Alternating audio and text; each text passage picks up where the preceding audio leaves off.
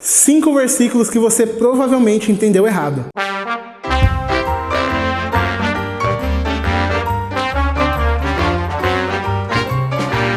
Primeiro versículo, 2 Coríntios 3:6. Ele nos capacitou para sermos ministros de uma nova aliança, não da letra, mas do Espírito, pois a letra mata, mas o Espírito vivifica. Com certeza, o vencedor do versículo mais usado contra teologueiros ou contra qualquer um que tente falar de teologia, de estudo teológico, as pessoas vêm, tá vendo? A letra mata, mas o Espírito vivifica. Você estudar teologia, isso mata a sua fé. A letra mata. E eles usam muito esse texto para falar contra qualquer um que tente, na maioria das vezes, falar contra alguma atitude deles. Se a gente vai usar a teologia para poder falar de uma música, falar de algo que as pessoas fazem, a letra mata, mas é o Espírito que dá vida, você precisa ter o Espírito, não basta só isso. Mas o interessante é que Paulo não estava falando da letra como estudo, como teologia, ainda mais porque não faz sentido, porque Paulo era um dos caras que tinha mais conhecimento sobre esse tipo de coisa.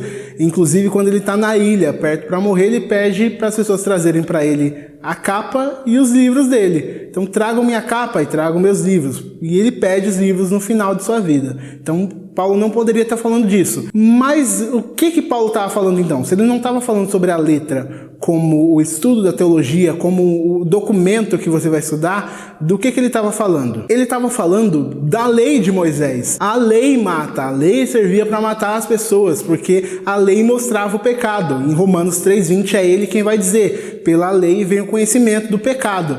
Ele estava falando que a lei servia para mostrar o nosso pecado, e com isso nos matava, nos tornava culpados, nos fazia morrer, porque nós éramos achados culpados do nosso pecado através da lei. No verso seguinte, ele inclusive vai dizer: o ministério que trouxe a morte foi gravado com letras em pedras, mas esse ministério veio com tal glória que os israelitas não podiam fixar os olhos na face de Moisés por causa do esplendor de seu rosto, ainda que desonescente. O que é que foi gravado em pedra? A lei foi gravada com letras em pedras pelo próprio Deus. Ele não estava falando sobre estudo de teologia, ele estava falando sobre a lei. A lei mata, mas o Espírito dá vida. Segundo versículo, Romanos 8:28. Sabemos que Deus age em todas as coisas para o bem daqueles que o amam, dos que foram chamados de acordo com o seu propósito. A gente lê isso, todas as coisas cooperam para o bem daqueles que amam a Deus, e a gente faz tudo em cima disso. A gente faz canções em cima disso, peças em cima disso, tudo em cima de coisas, livros em cima de que todas as coisas cooperam para o bem daqueles que amam a Deus. E isso pode levar a gente a um entendimento errado,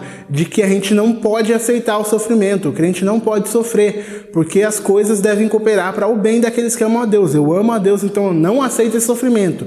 Muita gente vai usar esse texto para falar disso, de não aceitar o sofrimento na vida dela, porque Deus veio para poder livrar ela desse sofrimento, e todas as coisas cooperam para o bem, então não aceito isso. Pensa que quem escreveu isso foi um dos caras que mais sofreu pelo Evangelho, que foi preso várias vezes, que sofreu muito e muito por causa do Evangelho. Ele não estaria falando desse tipo de coisa, de que o sofrimento não existe, mas sim de que as coisas cooperam para o bem. Então até o sofrimento coopera para que no final a vontade de Deus seja manifesta. O nosso sofrimento não se compara com a glória que há de se manifestar. O próprio Paulo disse isso, é ele quem escreveu isso, e ele quem está falando de que o nosso sofrimento é pequeno comparado à glória de Deus. Ele não estava falando que você não ia sofrer, mas de que esse sofrimento ia ser pequeno, porque a vontade de Deus, o bem final, seria manifesto. Romanos 8:28 não te dá a certeza de que tudo vai dar sempre certo. Como disse Augustus Nicodemos, Deus não nos prometeu uma viagem tranquila,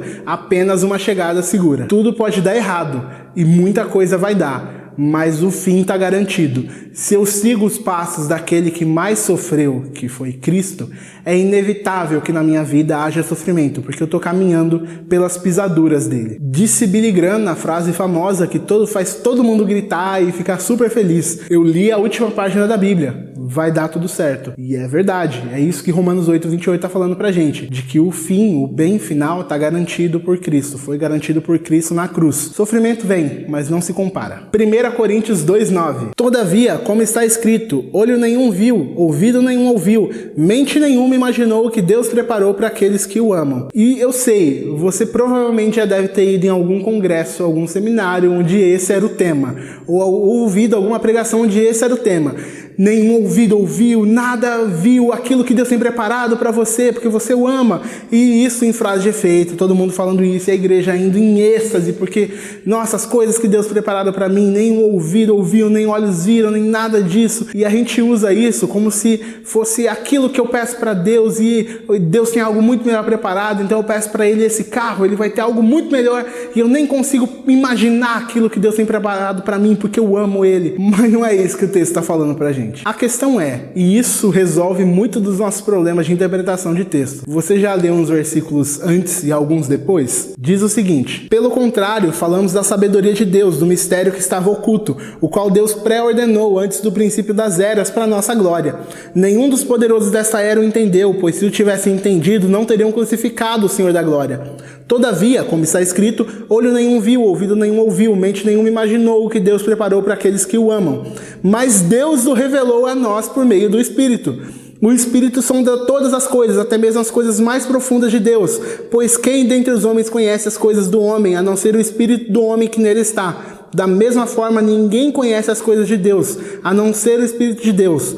Nós, porém, não recebemos o Espírito do mundo, mas o Espírito procedente de Deus, para que entendamos as coisas que Deus nos tem dado gratuitamente. O texto não está falando da namorada que você sonha tanto que Deus vai te dar, do carro novo que Ele vai te dar, do aumento no emprego que você está tanto precisando. Ele está falando da graça de Deus, que foi manifesta e o mundo não consegue entender, mas aqueles que têm o Espírito de Deus conseguem entender e conhecem esse mistério de Deus, que é a graça através do sacrifício de Cristo. É disso que esse texto está falando. Quarto texto, Filipenses 4:13. Tudo posso naquele que me fortalece. E mesma coisa, você já deve ter ouvido músicas, congressos, pregações e camisetas e tudo mais escrito com essa frase, como se fosse algo muito triunfalista. Tudo posso fazer, então a gente pensa nas coisas que a gente quer e fala, mas eu posso naquele que me fortalece. Eu quero aquele carro, eu posso aquele carro porque Deus me fortalece, eu tudo posso.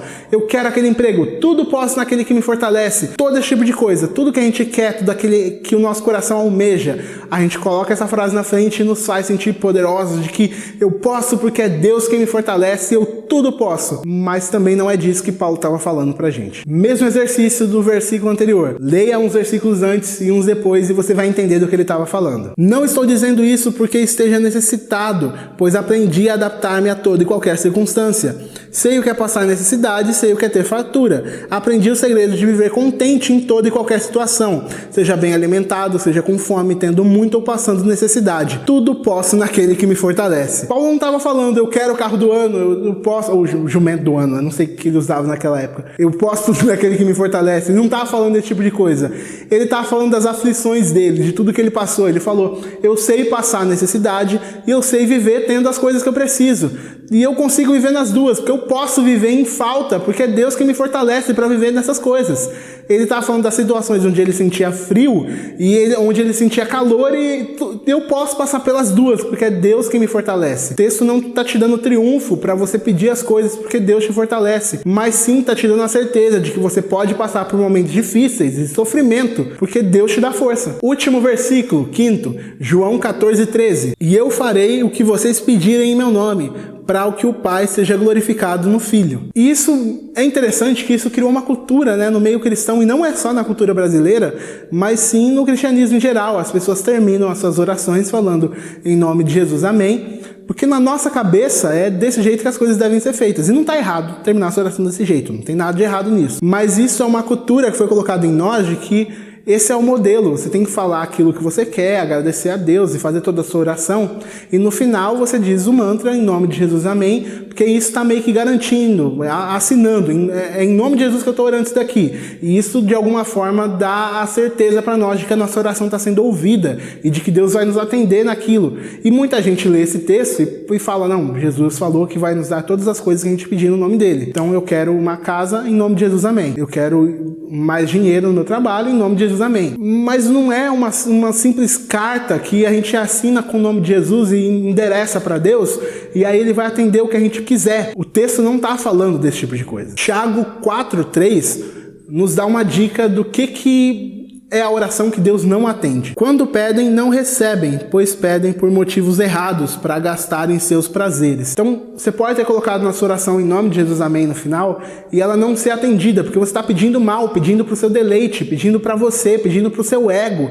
E não é isso. Pedir em nome de Jesus é algo muito maior e muito mais interessante do que isso.